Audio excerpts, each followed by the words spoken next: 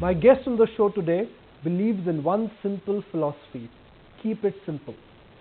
He is an inspiration for all, a hero for some. Vallabh Bhanshali, Chairman, ENAM Securities. Mr. Bhanshali, what a delight to have you on ET Now. Thank you for joining us.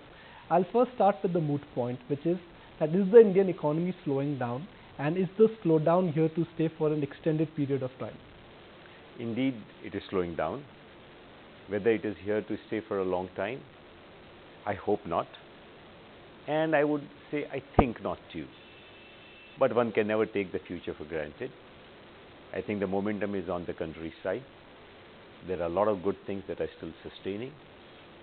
But I think maybe a lot of people are taking it for granted, which is a worrisome thing. So what is the good part and what is the bad part? The good part is clearly the sense of enterprise that after Mr. Narasimha Rao's permission to the country that, okay, guys, go and do what you want. And a number of good things that happened after that. The enterprise engine in the country is still very well oiled and is running over time.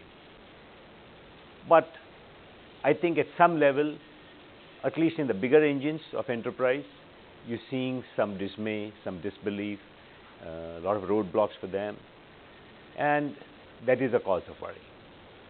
What is still exciting to see is that enterprise at lower levels in this country is blossoming beautifully. So whether it is in technology, whether it is in services, whether it is in products, I think one of the happiest things that that I have been observing is the way our exports have grown and how these exports are now increasingly coming from small and medium enterprises. And so what happened in the early part of this decade, when Indian larger enterprises learned to believe that they could cut costs, that they could remodel, that they could make good products and export, the same discovery is being made by smaller companies. And this is what made Germany very strong. That's what made Korea very strong. That's what made China very strong. And I'm seeing that phenomenon. And I think it's not much noticed or much talked about. I think it's a fantastic story. Would you agree with the fact that governance is the single biggest concern for Indian markets, and it is a bigger concern than inflation or interest rates or commodity prices? Indeed.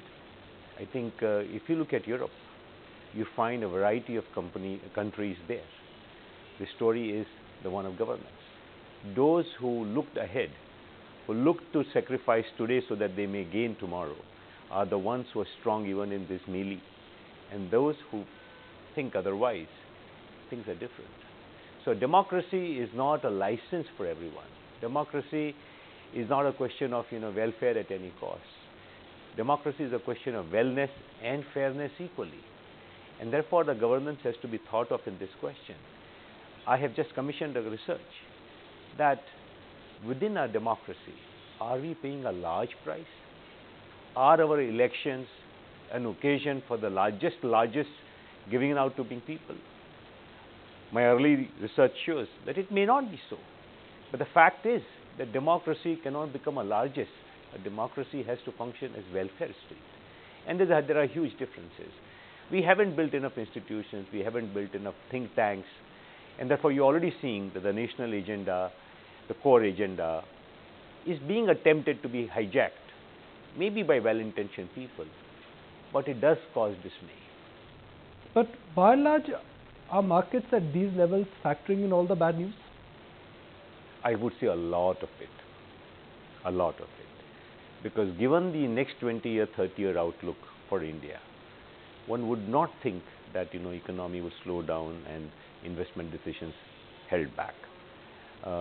Indeed, investment decisions are being held back at this point of time. Some of them are not being taken, and therefore the markets are quite smart in doing this, in sensing this. So what may happen is that maybe the markets have not gone through a capitulation phase, and maybe you may have one more move, what will be called the capitulation move. But I think the markets have been boring for so long, and I kind of liked it. I kind of predicted it, that look, it will be a range-bound kind of market for a long time, and I wish it goes till June, when we can really see the policy hand of the government, that whether, after all the elections are out, they feel unhandicapped and they do what they have been saying they will do. So I think one is waiting for that moment. And I hope that that the policy action comes soon. And if a market is holding back in the hope that, okay, let's forget everything, we've been patient, and something will move now. I'm afraid that if things don't move now, the markets may not like it. Do you see 15,000, and I'm just using 15,000 for reference here, acting as a solid base for Indian markets? I would think so. What could push markets back to 15,000? Global factors or lack of policy reforms? Market is too complex for me to say there will be one factor or the other, but I definitely would re-emphasize that the market is expecting policy reform and good noise, good sounds on that front. Now, if something else, redeems that lack of reforms, I do not know. Therefore, I would not want to hazard a guess as to what will trigger a fall to 15,000. But I think not having policy reform fundamentally is something that would worry me. Would you bang the table and predict that on a 3-year basis, Sensex will be at least 20% higher from the current levels on a 3-year basis? I would. And why do you say that? I think even the consumption-led growth that we have had is not going to go away. It may slow down the growth. It may lead to an unplanned Bombay where you have slums and you don't really have nice cities.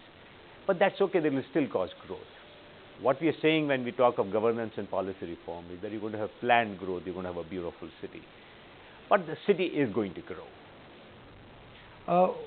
The rampant speculation in commodity prices, given the way how commodity prices have corrected off late, do you think that is over? I think what we call the financialization, monetization of economy and then financialization of the world economy, I think it's a huge phenomenon, and it worries a lot of people, whether it worries people like Mr. Warren Buffett, it worries people like Bill Gross, that the reality and the financial reality, they diverge so much. And you can't help speculation when the national governments will manipulate their currencies and will manipulate their interest rates. Some of these are necessary outcomes or predictable outcomes. And therefore, it's becoming very difficult to say that commodities will come down simply because they were bubbles. Because you've seen bigger bubbles get blown up. I mean, copper, and so there are a lot of commodities where we have seen that they hit lows and one thought that they will never hit the highs again. And most of them are, hitting the highs. So it's a dangerous area. From an India perspective, for next 12 months, which to your mind could be the biggest moving part? I think manufacturing is going to be very big. I think this excellence on export front that is emerging is going to widen this. Consumption is going to force that we increase the supply of manufactured goods. I heard that the government has also been busy preparing a good policy document on promoting manufacturing. If you look at the cyclical turn, the rotational churn of sectors, it was IT that led this, and then we had financial services, and then we had a push to infrastructure.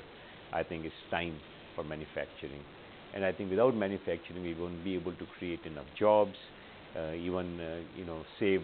Today we have only food-related inflation putting pressure on prices, but it could be manufactured goods also. So I think both the need and the opportunity point to very good returns in the manufacturing sector. Do you expect RBI to move aggressively next week? I don't think they'll move aggressively. I think they finished making all the aggressive sounds. If you and I started the interview talking about slowdown in economy, where is the scope to be aggressive? What do you make of the restructuring at Infosys Technologies? To have someone like Mr. Kamath as the chairman of the board is a fantastic choice. Mr. Kamath is not only a great business leader, but ICICI has been an Infosys customer for the longest time. Their Finacle was probably, I think, first sold to Infosys, to ICICI. Mr. Kamath himself built a BFSI empire. BFSI is the largest segment of business for Infosys. So someone who understands the business of the company, both as a customer and as a sector expert. He is a business leader who has seen challenges, who has met challenges, and therefore who better than him? I think shale looks extremely exciting, more than the opportunity in a large market like US. I think the technology itself that has come up in shale gives Reliance a pioneering, or rather I would say an early advantage in that country.